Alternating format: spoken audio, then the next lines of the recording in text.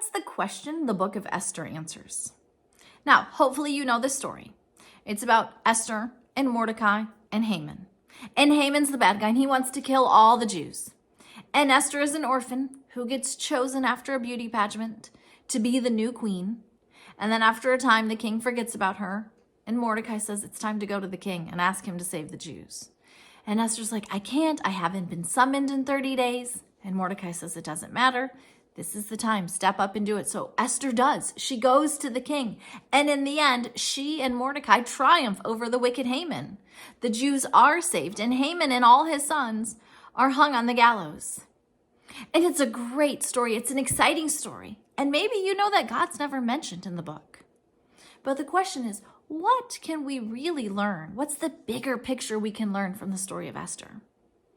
Well, one of the things we've been learning as you've studied Genesis is that God promised the land to Abraham.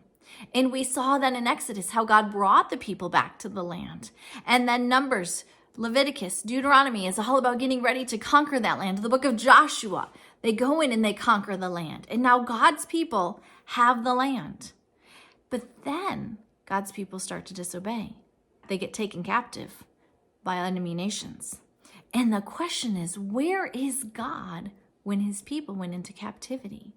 Did God turn his back on them? It would seem like it because they went into captivity. They were defeated by their enemies. But the story of Esther shows us, even though God's name is never mentioned in that book, that where was God when his people went into captivity? He was right there with them. He was working behind the scenes the entire time, using Esther and using Mordecai and allowing his people to still be his people, to go with them, even though they were in captivity. So that bigger question is, where is God when his people are in exile? Esther shows us God went with them. In fact, the story of Esther gives so much hope that it was banned from being read or discussed in the concentration camps. Because as the Jews were sitting in those concentration camps, the story of Esther gives them the hope that we might not leave this concentration camp, but in the end, our people will survive. And the bad guy will get the ending he deserves. And so that story gives them hope. It gives us hope. Where is God when times are hard? Where is God when none of this makes sense?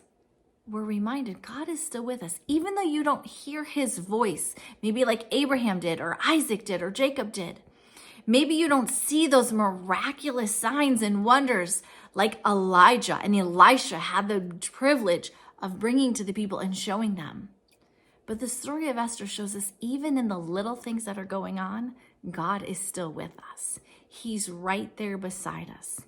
So go back, read the story of Esther. And as you read it, picture it as a movie. It's an incredible story as you watch that showdown going on between Mordecai and Haman and what's going to happen. But thanks for joining me, and I'll talk to you next time. Goodbye.